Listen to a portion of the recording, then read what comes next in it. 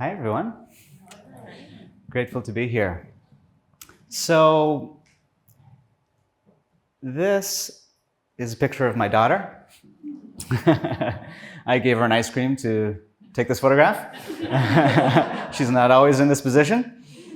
But if you read the Bible, it talks about our ability to pray without ceasing. I mean, it's something we can and should do all the time.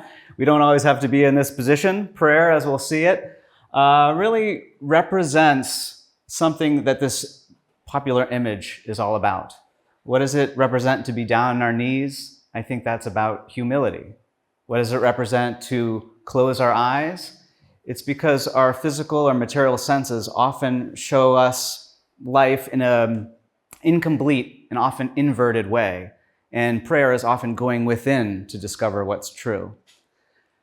The hands coming together in prayer, I think that this can represent oneness. Often we seem to have two arms, two hands all day long. But in prayer, there's this coming together, there's this oneness, and often a pleading to understand it more. And when people read the Bible, they read about the life of Jesus. He was someone who was just walking around, and right where people were dealing with the most difficult things in life, chronic illness, difficulty of all sorts, just a lack of money, a lack of supply, a lack of good in their lives. He did this thing that was called prayer, and all of a sudden people were experiencing the best in life. And often people have interpreted this over the years, prayer that is, as it's something like, well, maybe somebody has the gift of healing through prayer.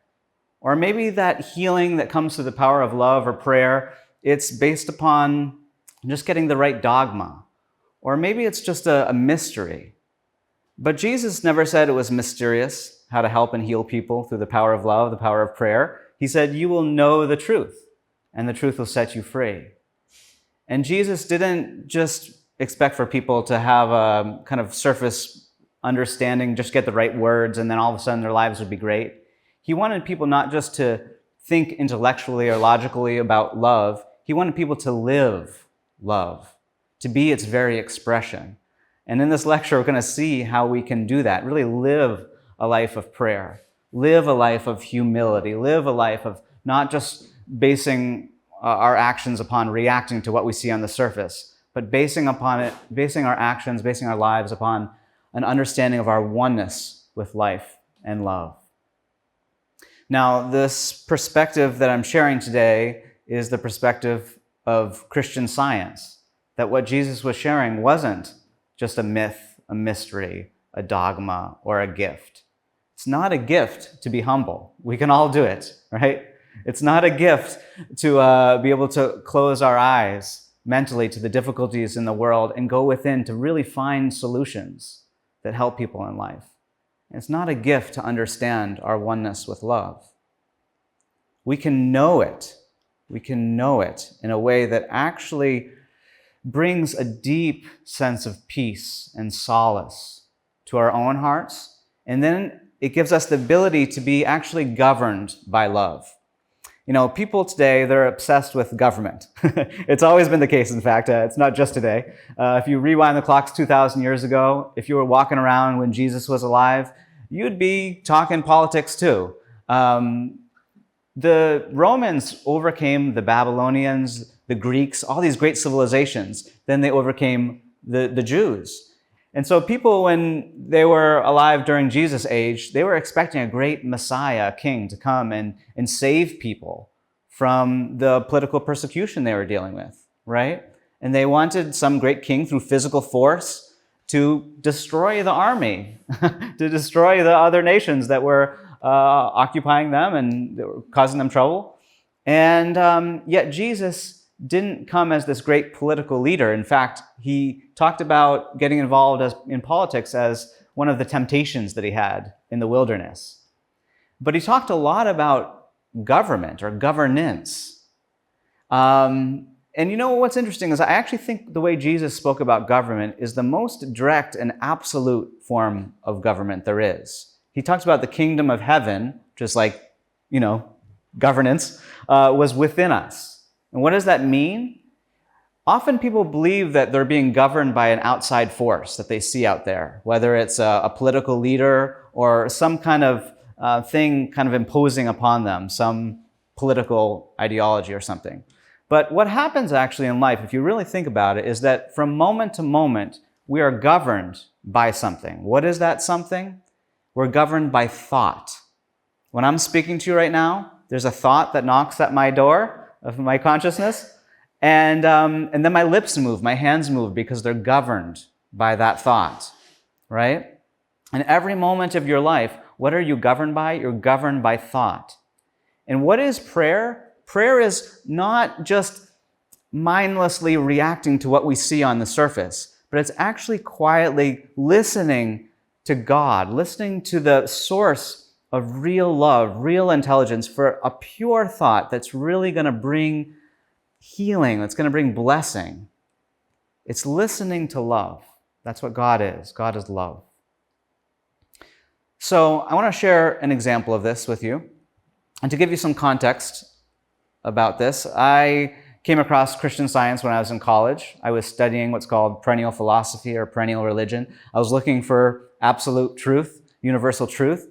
I wasn't expecting to find it in any one place.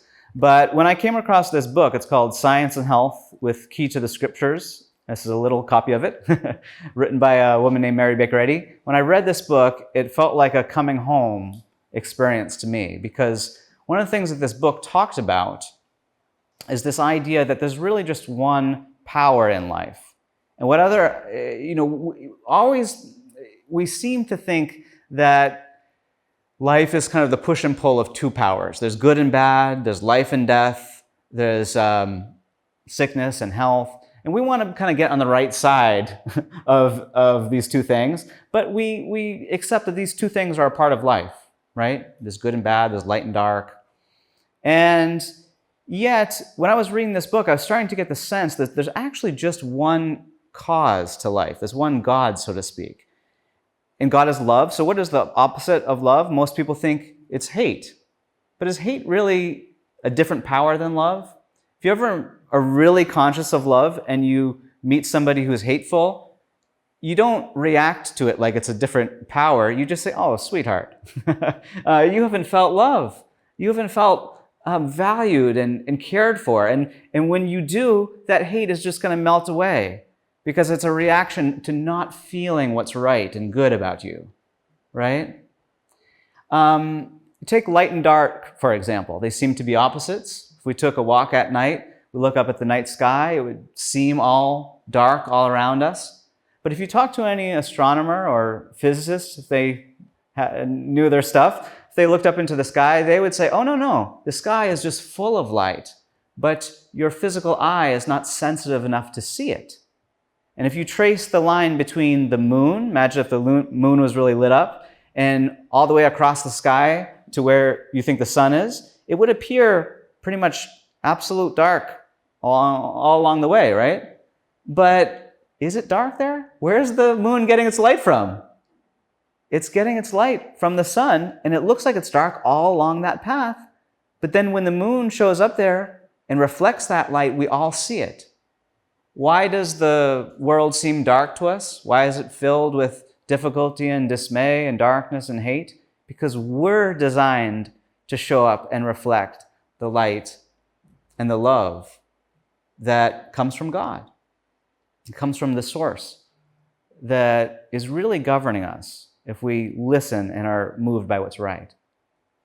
Now, often before Jesus helped or healed someone, he said he was moved with compassion. In other words, moved by love beyond himself. He was so humble that he didn't take credit for the thoughts that came to him. He said, I can of my own self do nothing. And when he talks about prayer, it was a state of really listening to God. If we're just quiet, we realize very quickly that we don't create thoughts. You don't decide what thought you're going to think next. If you try to do that, you realize you'll fail very quickly. Thoughts just appear.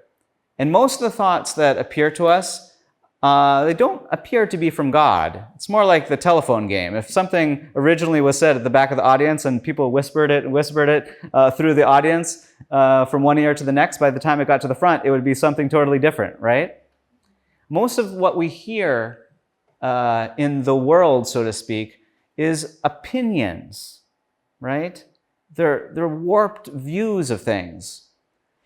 And in every scientific revolution, there's always a recognition that what we see or hear on the surface isn't true, and you need a higher perspective to reveal what's true. So if you fast forward, or rewind, I should say, back through history, when people believed that the earth was flat, it's because of what their physical eyes showed them, right? They looked out to the ocean, they saw a flat earth, and you can imagine somebody back in the day being like, I've walked 100 miles this way on the beach, 100 miles that way on the beach, I backed up, I hiked the mountain behind me, I looked out, every single time it's flat. I've done the experiment.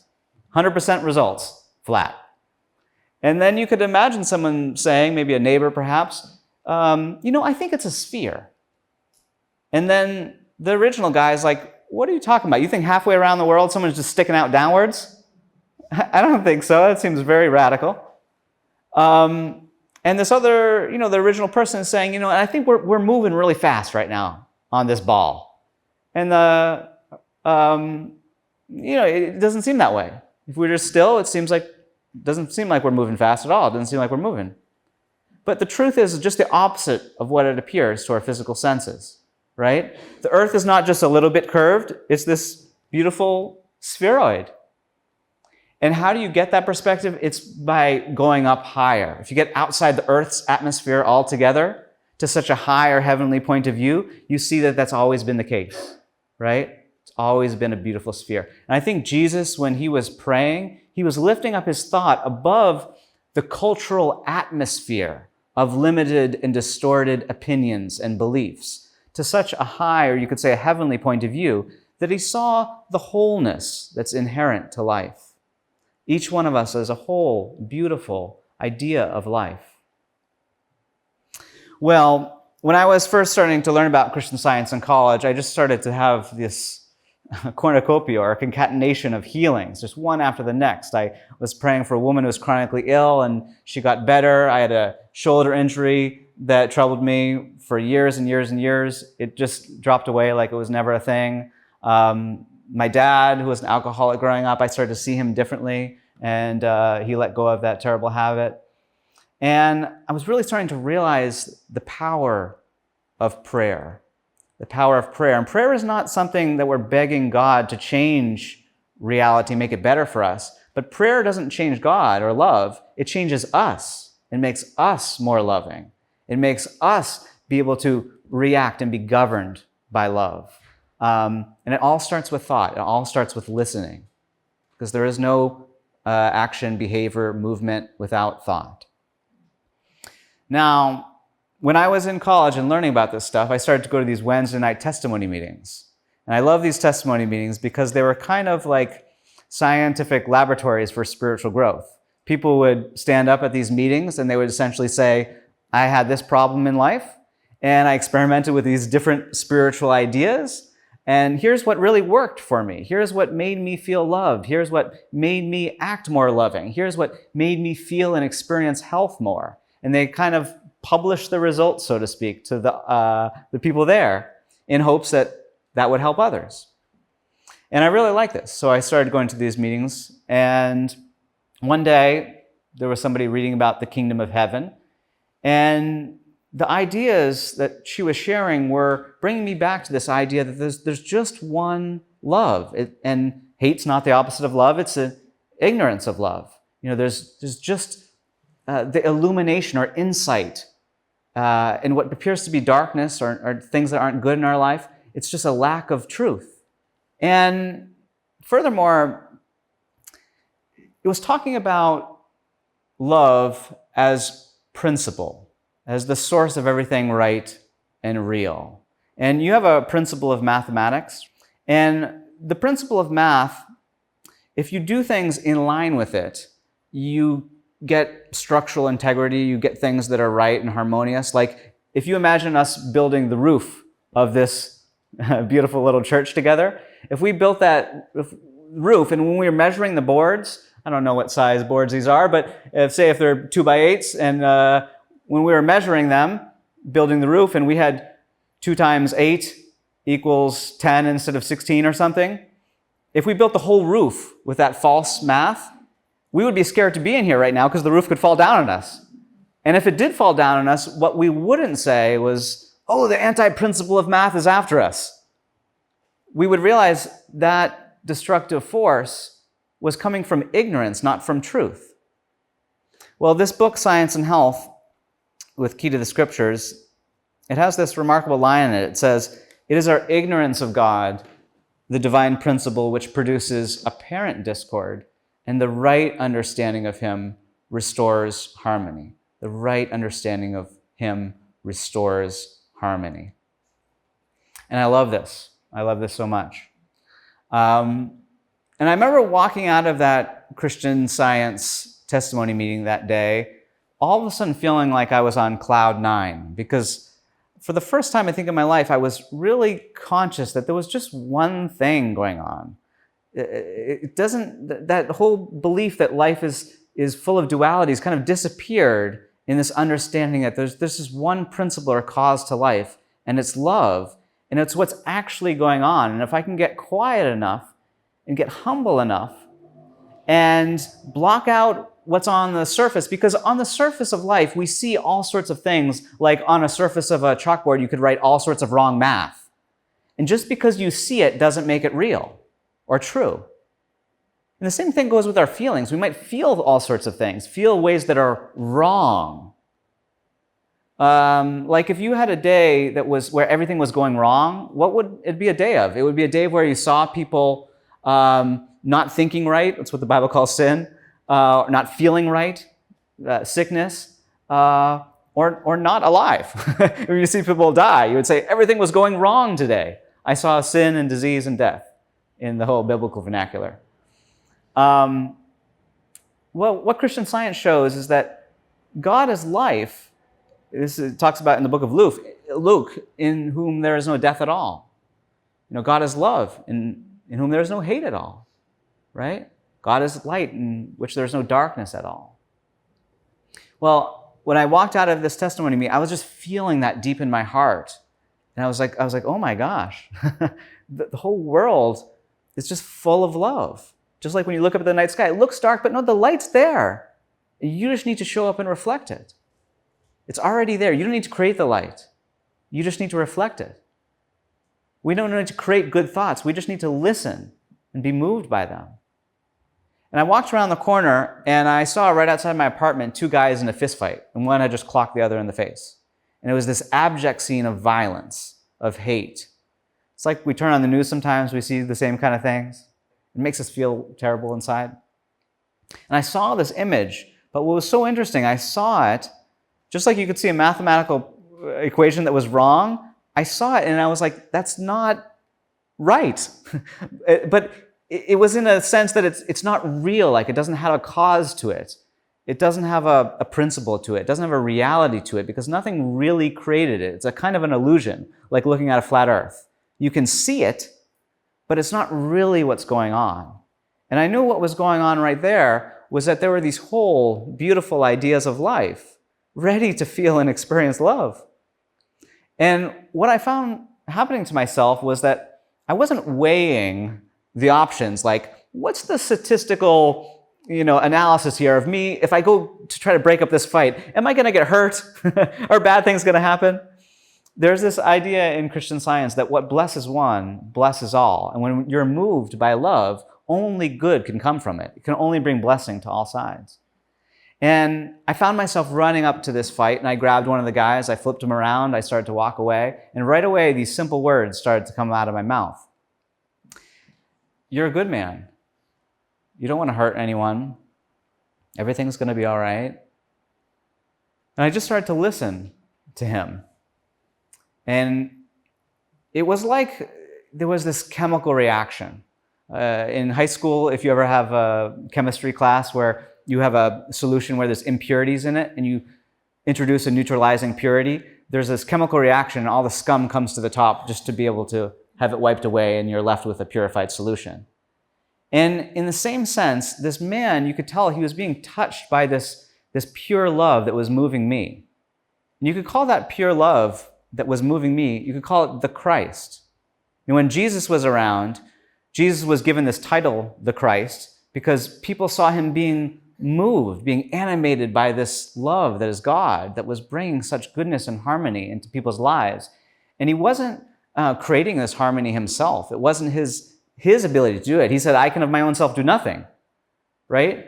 He was being moved by what was right, and it was revealing this goodness and harmony that was already there.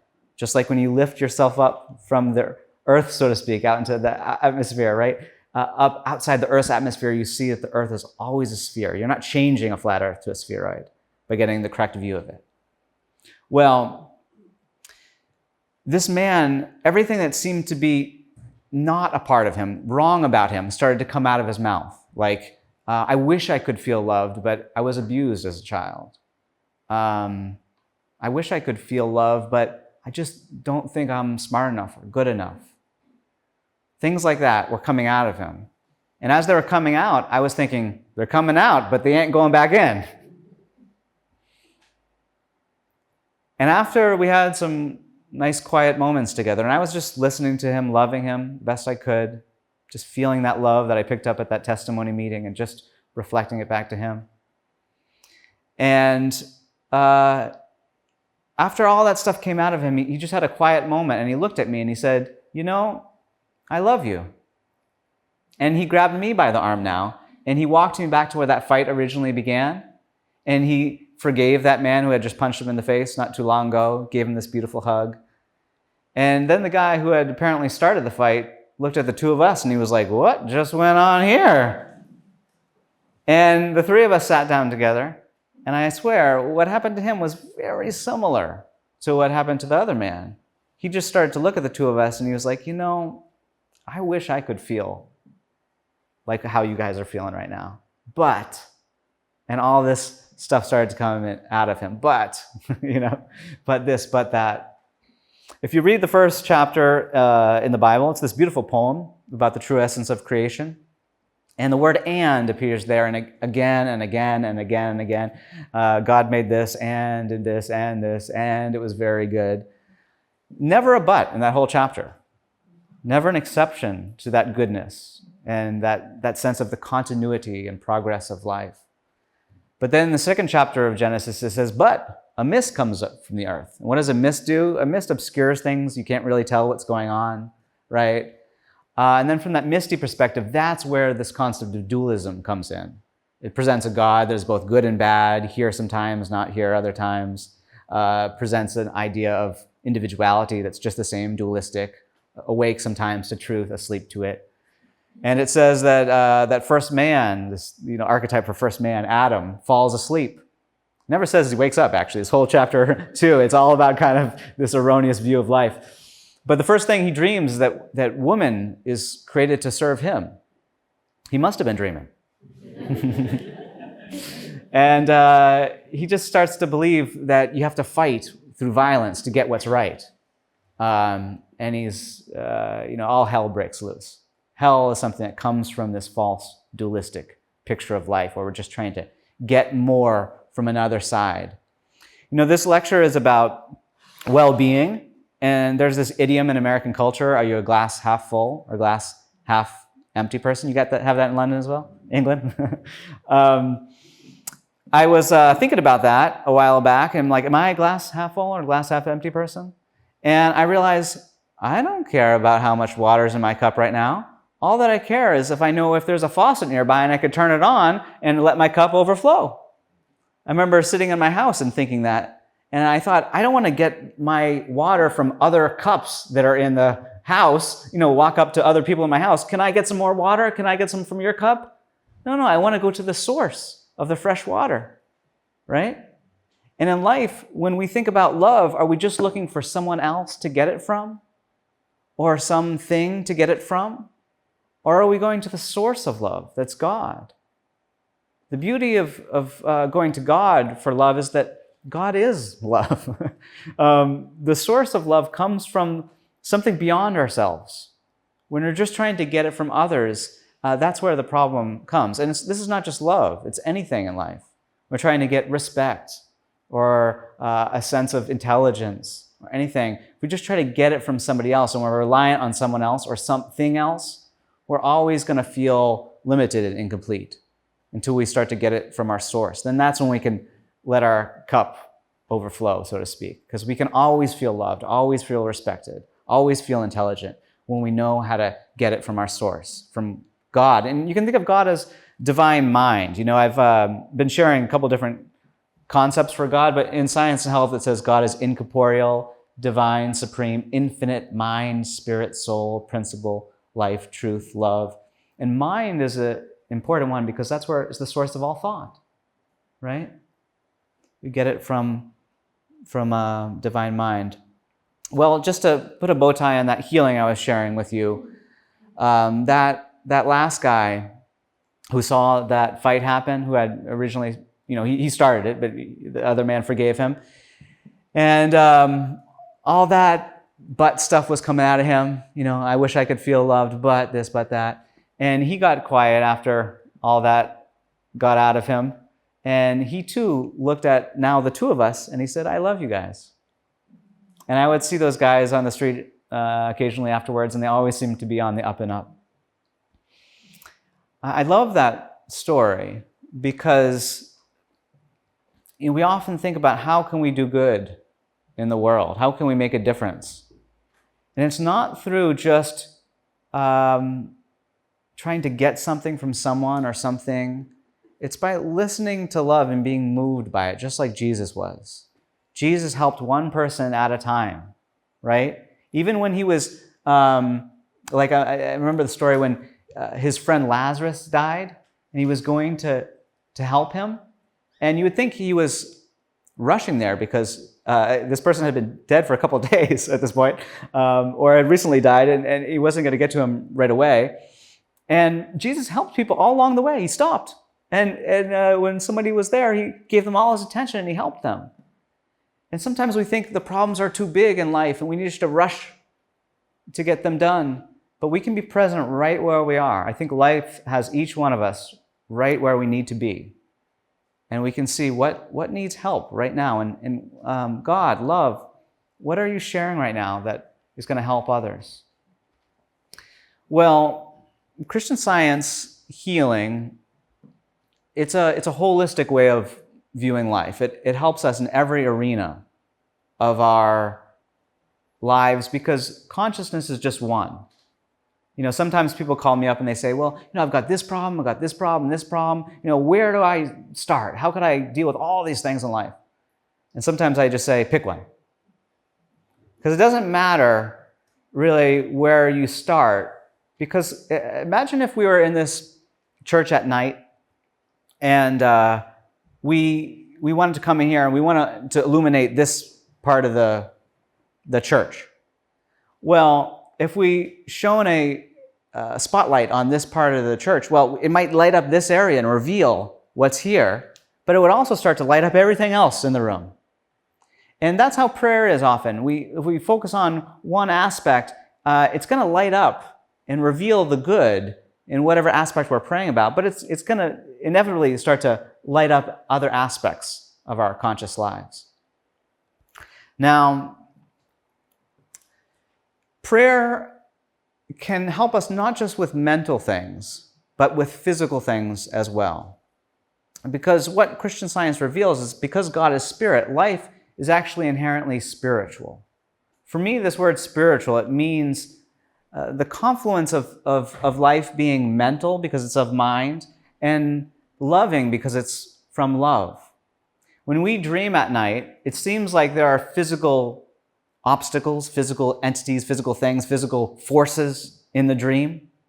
We might see a wall in that dream and we feel like we can't get beyond the wall. We might hit a rock with our toe and say, ouch, well, that toe got hurt because of that physical rock right there. But then when you wake up, you realize, oh, the entire thing was mental.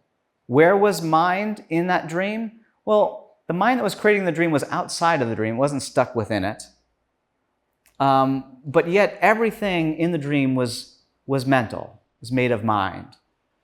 Now, this line, it says God is incorporeal. It means that God can't be trapped within its creation in one form. Just like a painter can't be trapped within his painting. When people talk about Jesus being God, I think the inherent problem with that is that Jesus revealed God, revealed love to the world better than anyone because he was a transparency for it.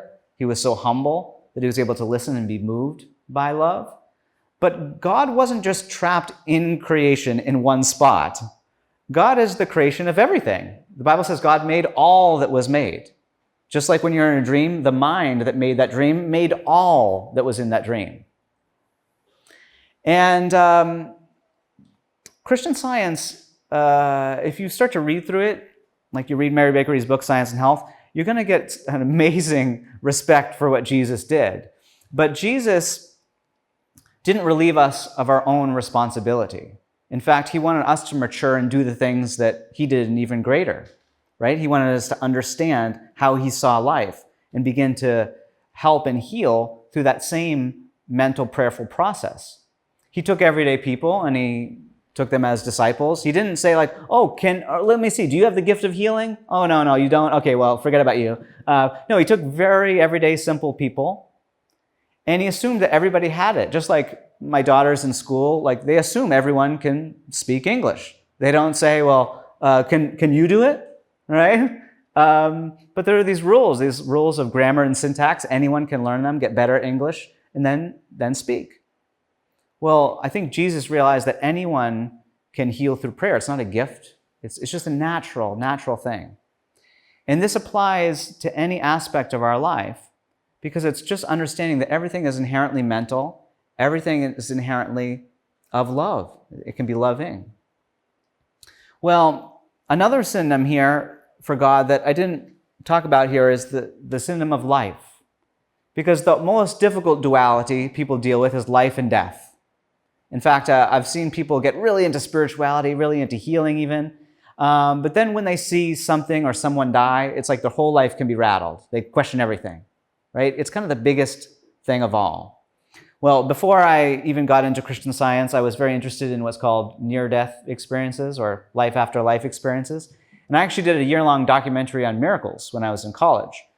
And when I was doing this documentary, I would catalog one person after the next who had apparently died. Their heart stopped beating, had cardiac arrest or something, got hit by a car, who knows what. But heart stopped beating.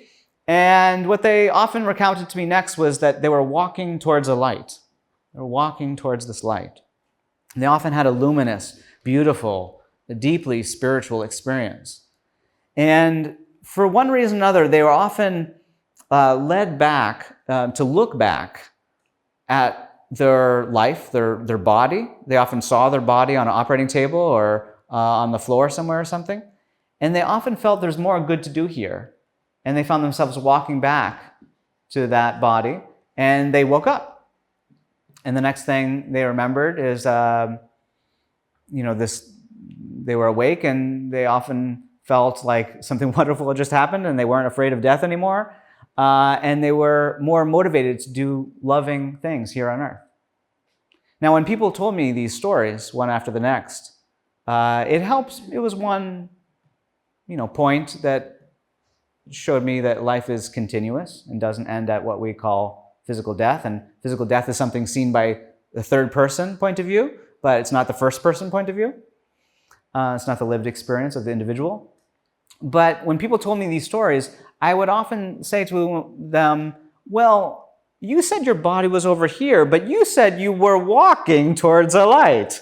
You said you turned around and you saw your body over there. Now, what pair of legs were you walking with? What eyes were you seeing with? Because you said your body was over there.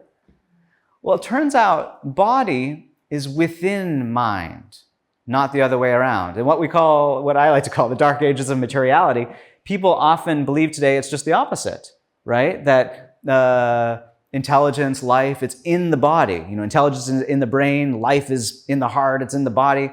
Heart stops beating, life goes away. Mind stops working, intelligence goes away.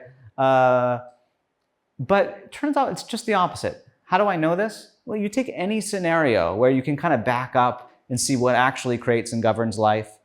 You take that near-death experience, right? You realize that there is this luminous consciousness and it's outside what we saw as the physical body.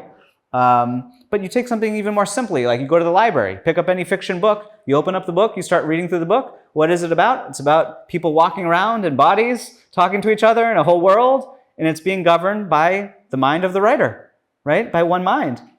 And it creates all that scenarios. Just one mind does it. When you dream at night, same thing. Body is within the creation of mind, right? Well, Christian Science says this is true for what's going on right now, that life is mental. But what's right comes from love, comes from God. Mind is love. And that life doesn't include death. Life doesn't include death. Jesus said he came to bring life and life more abundantly. When he said that, people were probably expecting him to say life to some and death to others, right? Life to the good guys, death to the bad guys. No, he said he came to bring life and life more abundantly. Well, I had a friend of mine who some years ago gave me a call, and he was dealing with a tooth issue. Now, this was someone who had started practicing Christian Science, and they found some success with relationships. They started to express love everywhere they went instead of trying to get love from one person. Started to discover more of a life of love.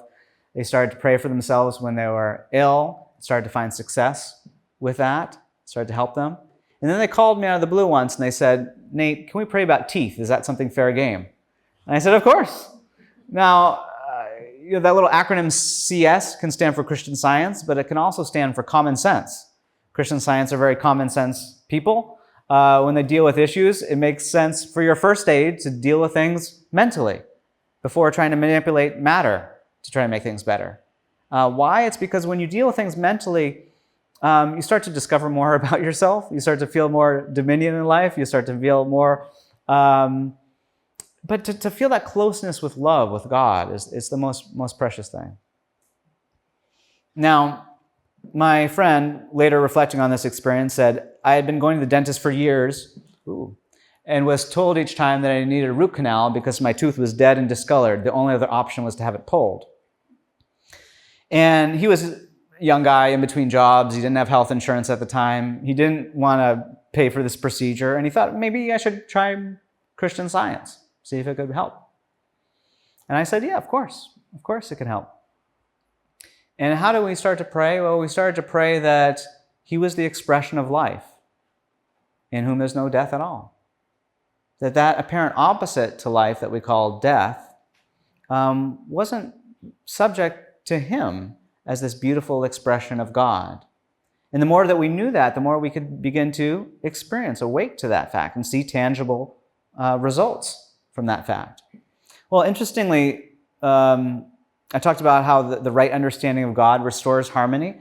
And that word understanding is related to the word substance. And he was feeling like I have this dead thing in my mouth, this dead substance. And those two words, understanding, substance, it's about what are we standing on mentally? What is our foundation in life? And if you read the Bible, or if you've never read the Bible, a wonderful place to go is Matthew 5, 6, and 7. It's called Jesus' Sermon on the Mount. I like to call it Jesus' Greatest Hits because it's basically his most sublime, salient teachings, all in about 10 pages. You can never read it too often.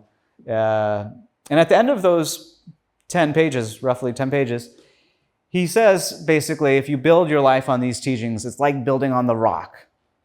And when the difficulties of life come, when the storms come, you're going to be safe and secure. You're not going to be knocked over. And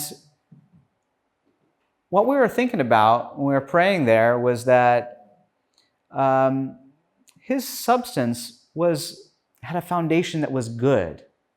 It was eternal love, eternal life. And the Bible says in the book of Revelation, "Behold, I, God, make all things new."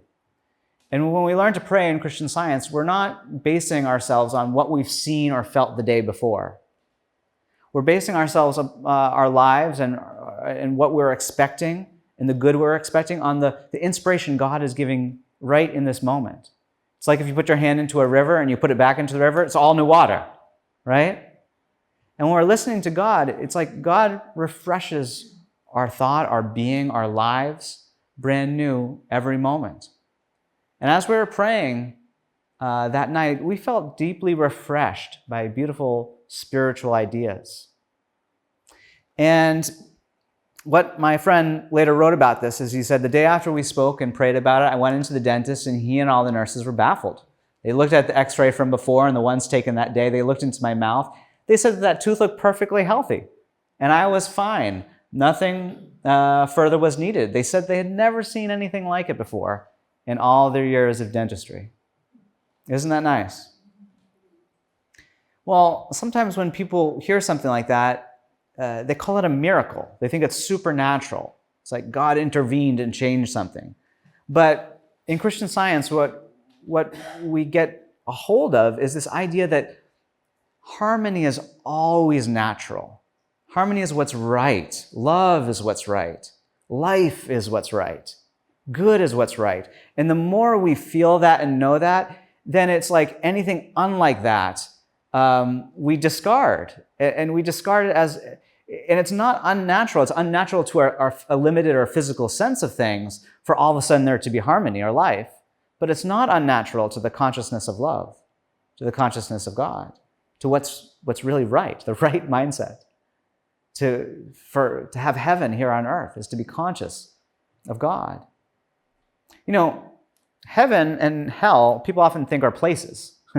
They can't be places because I've been to some of the most hellish places on the earth and I've had some of the most heavenly experiences. Been to the slums in India, been to some maximum security prisons, had some of the most profoundly healing heavenly moments of my life. And conversely, I've been to some of the most idyllic, beautiful beaches in the world and some beautiful mountaintops. And sometimes I've been dealing with heartbreak or feelings that I'm not good enough or something. And I felt like I was in hell. So it's not what's on the outside. That's why we need to go within to discover what's true. It's through spiritual logic, spiritual love is how we discover what's true. You know, it's interesting. I shared this healing recently at a lecture, and somebody walked up to me and they said, you know, same thing happened to me. And so I want to share with you what this person, because this person wrote it up. If you start to study Christian Science, you can go to JSH and you can type in just about any kind of ailment or difficult condition in life and find some testimony, I bet, of somebody who has been healed of a similar thing. And this individual said, you know, they were also had this dead tooth, and they said, the dentist said his study of an x-ray led to a much different diagnosis than he had hoped, an abscess condition, feeling that the removal of one tooth, which he deemed too far gone to save, plus a root canal operation on the two adjacent teeth constituted the best course of action. The dentist scheduled me for an appointment the very next day. Now, the dentist indicated that there was no specific or single cause for such a condition, and as he spoke, the words "curse causeless" came to my thought. I recognized them as from the Bible verse, Proverbs 26:2, as the bird by wandering, as the swallow by flying, so the curse causeless shall not come. Here was immediate comfort and reassurance to turn my thought in the right direction. They said, I saw that no circumstance, no matter how dire, could shake my inner conviction that a correct understanding of God would heal. And I think this person was really getting this sense that I talked about earlier, that just because you see something doesn't mean that it actually has a cause. You know, you could see false math, and there's no truth behind it or a real principle behind it or a real cause behind it. It's just ignorance that's causing that discord. And so that physical evidence, they were seeing it not as a reality, but something seen on the surface caused by an ignorance of God. And this individual prayed to understand God's nature. And they said that right, correct understanding of God would heal. That's what they started to have faith in. Well, they said the next day, the dentist again made an x-ray preliminary to the operation, comparing it to the first for a long minute. He just stood there, head cocked, one arm akimbo. Finally, he turned to me and exclaimed, I simply don't understand this.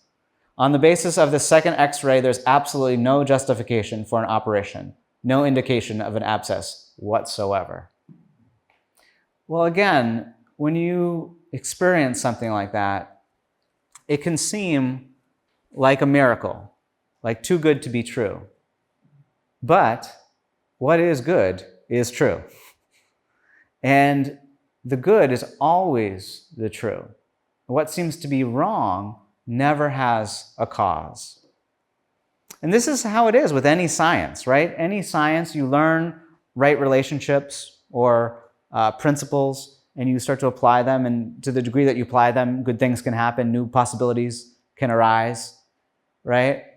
And it's not impossible. Like back in the day, if people saw a metal bird flying in the sky, across the country, they would say, like, what is this mysterious, impossible thing, right? But now we know through the laws of aerodynamics, when they're applied properly, that can occur in a very natural way. And when you're flying in a plane, it's like the safest place to be these days.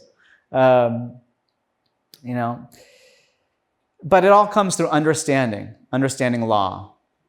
And Christian Science is all about understanding what you could call the law of love or law of God. Law is about how things relate properly. And it shows us how we relate to God properly. We are the very expression of God. God is cause and it needs us as its effect. The greater can't be on the lesser, so God can't be trapped, or love can't be trapped in a thing, in a person, in a house, in an ideology. Love is everywhere, but we need to reflect it. And when we understand these truths, it's understanding the laws of God, the laws of life, the laws of love. And as we understand them more deeply, we can have a richer and fuller experience of well-being, of health. Well, this all comes out of the life of Mary Baker Eddy. She was someone who really lived love. She wasn't thinking about it just analytically or philosophically. Sometimes today, in today's materialistic or scientific culture, the belief is that truth can be distilled down to numbers or statistics or physical laws that can be calculated. If you try to talk about science today, people are like, show me the data, show me the numbers, right? Now, there's this presupposition in modern science that truth can be distilled down to numbers and statistics, and that can be truth. But if you just think about it for a moment, science is about knowledge. It comes from a Latin word that just means knowledge. How do you know something? If you were given the assignment to know a person, how do you know them? Well, if you got all the statistics in the world about them, their height, their IQ, their FICO scores, their whatever, all these different numbers about them, how many years they've lived. Well, that would give you a good mental picture of them, but that would be all from a third-person point of view. They are like this, they are like that, if you just read about them, just had the numbers about them. But if you wanted to really know the person, you'd need to get beyond that third-person perspective to the second-person perspective, where you could see them face to face and say, oh, you are like this, right? And you get a sense of them in the very room. You have this living relationship. Oh, I read about you. I heard about all these things about you. But now that I'm in your presence, I get to know you so much better, right? Have this living relationship with them. But if you really wanted to know them in the best way, you would want to put yourself in their shoes, so to speak, right? See life as they see it. Feel it as they feel it. You would have the desire to do that. Well, Jesus and Mary Baker Eddy, following in Jesus' footsteps, they didn't just talk about love or God from a third-person point of view, from a philosophical point of view. Oh, they're like this, right? They weren't just talking about it merely just being an occasional relationship to God, praying to God, waiting to hear God back. They were learning to have that first-person expression of God, to be love, to be the living expression of love. How do you know love? Is you be it, you live it. You know no separation from the thing in itself. You are its living witness. You are its living expression. That's how you know it better than anything. And you go beyond dogma or doctrine to do that. You go beyond numbers or statistics to do that. When you know something in that innate way, when you are it, when you live it, you're knowing it in such a deeper way than any material logic could ever provide. Well, Mary Baker Eddy, she talks a lot about this in her book, Science and Health. She quotes that phrase from the Bible that the letter kills, but the Spirit gives life. And this book is just full of the Spirit. It's full of the Spirit. It's very musical, soulful. And when you read it, it helps you understand that Spirit and desire to be at one with the Spirit, the love that we could call God, and to express it, to experience it, not just think about it intellectually, to go beyond that, to have the lived experience. Well, when people met Mary Baker Eddy, they really had that lived experience of love. I was talking to somebody just recently saying, my whole life is dedicated to love, but sometimes it's so hard to forgive people who have done something wrong. Well, I came across this, someone who met Mary Baker Eddy, and she said this about Mary Baker Eddy. She said, "I've never been able, since I saw her beloved countenance, to hold hatred or malice toward a human being, though before I rather prided myself in forgiving, but not forgetting." But they couldn't hold that anymore after they saw Mary Baker Eddy, because she was so radiant, full of love. But what impresses me about her so much is that when you read about her and you imagine meeting someone who had such deep spiritual insights and lived love to such a degree, you would feel like you would want to just keep sticking around them, right? You'd want to be around them. And yet she had the opposite effect on people. She brought out the best in them, inspired them to do great things, and often sent them out to do that, to help and heal through the power of mind, the power of understanding God. Well, there was one woman who had a great deal of difficulties in life. Her name was Harriet O'Brien. She was from Kansas City.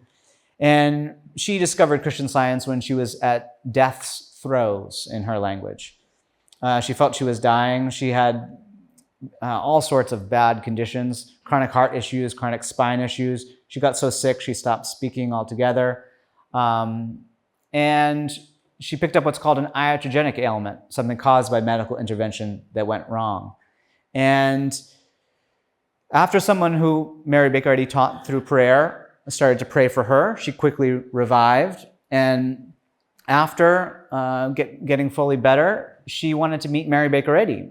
And she went to meet her once, and this is what she said about her. She said, "Transparency is the word that best expresses my impression of Mrs. Eddy. Instinctively, I felt her great love, and I was conscious that no one I had ever seen loved me as much as she did. My entire thought was filled with a spiritual illumination, and there was a glory in the sunshine and landscape as though a breath of heaven had swept earth and enveloped me." Sounds like a good day, right? But the thing about this story is that she didn't just hang out outside Mary Baker Eddy's door on the lawn for the next morning to arise, for her to knock on the door and catch another glimpse of her or something. She felt that she had a question in her heart when she met Mary Baker Eddy, and the question was, can I be a Christian Science practitioner too? Can I practice this and help and heal others through the power of love? Well, when she met Mary Baker Eddy, without even words being exchanged, she just said she knew the answer to that question that she came before her with. And she hopped on a train shortly after, went back to her home, Kansas City, and started a public practice of Christian Science healing. And for over 50 years, she continued to advertise as a Christian Science healer. And she said on several occasions, she was able to help people who are in a similar condition that she was. A condition where it seemed to be incurable, where she helped pray for someone and help them find a life of health and peace naturally. It wasn't a miracle. It was through understanding our relationship to God and expressing that love, learning to express it freely. Well, everything I've been sharing today comes right out of this wonderful book, Science and Health with Key to the Scriptures. And the very first line of this book is a wonderful line about prayer. It says, "The prayer that reforms the sinner and heals the sick is an absolute faith that all things are possible to God, a spiritual understanding of Him, and unselfed love." Seems like hard to have absolute faith, right? But when I flew over here from Boston, if the pilot said, the earth appears to be flat so much of the time, I'm walking around, I look out, I see it flat most of the time, basically. I get hypothetically it's a sphere. I mean, I've never been up there myself, but I understand the logic. So I'm going to type into the GPS 80% a sphere, 20% flat. Do you think I would have landed in London? No, I wouldn't have got where I needed to go. You have to go 100% in for truth, even if it seems antagonistic to what's on the surface. When you read about things in the news that seem so bad, seem so unloving, when people treat you that way sometimes, we need to understand that that's not the truth. We can't just react to that. Even if we think loving ways on top of believing something bad, we can get false results. We cannot find the results we want in life. It's like when you do a math problem. If the first thing you write down in math is wrong, then if you build on top of that all sorts of wonderful logic, it's still going to be wrong in the final analysis if you get that first premise wrong. It's like when I live in Boston and I see these beautiful skyscrapers being built right now, and I'm seeing all the interior decorators going in and all the last finishing touches on the glass and all sorts of things. And I think to myself sometimes, no matter how good all that stuff is, if they didn't get the foundation right, the whole thing is going to come toppling down, right? None of that is going to matter. And so it's that first intuition that we have about something. We need to get it right. And we can't just have a reaction to what's on the surface. We're not going to get right results from that in life. If we want to get where we want to go, we need to have absolute faith in what's true, what's good, what's right, life, love, truth. Now, the last thing I want to share with you today is that science is all about relationships. Life is all about relationships. Pick any science, take chemistry. It's about how one chemical relates to another chemical. Study physics. It's about how time relates to mass, or how it relates to energy, so forth. Study color theory or color science, about how one color relates to another. It's all about relating. It's all about relationships.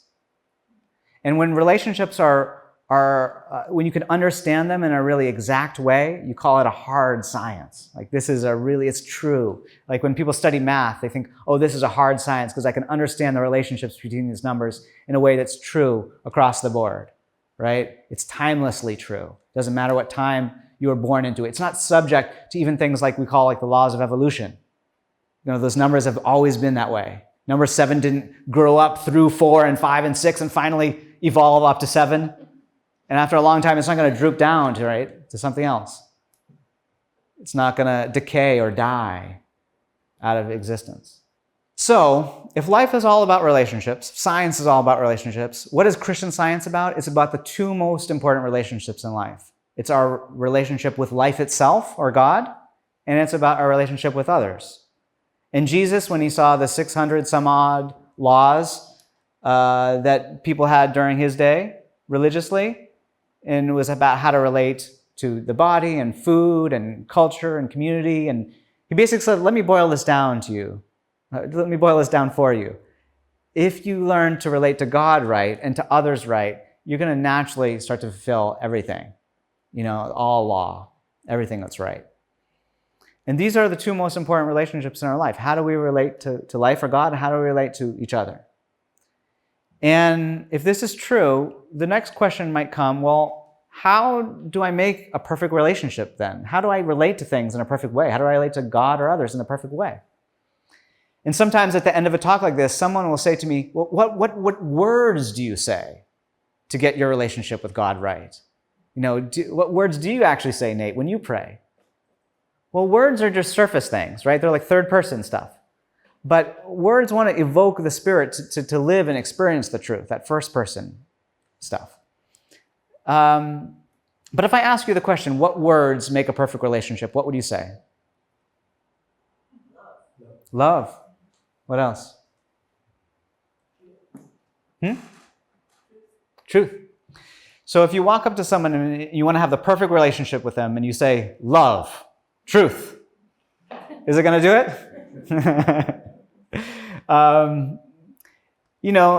If you reframe that in terms of a question or a phrase, you might get good results like, I love you. Like, I really just want to know the truth about you. I'm here, I'm listening. And yet, if you say those same things like, I love you, I want to know the truth about you, I'm listening. Same words, different attitude, different results, right? Because it's what's in the heart. It's what's true in here, in the inside. Doesn't matter what's on the outside, remember. Outside can be an illusion. It's what's on the inside. Kingdom of heaven is within us. It's what's real within us. And what's real within us is going to come out one way or another. Now, if you really love that person, if you really desire to know the truth about them, and that's how to start to relate to them in the right way.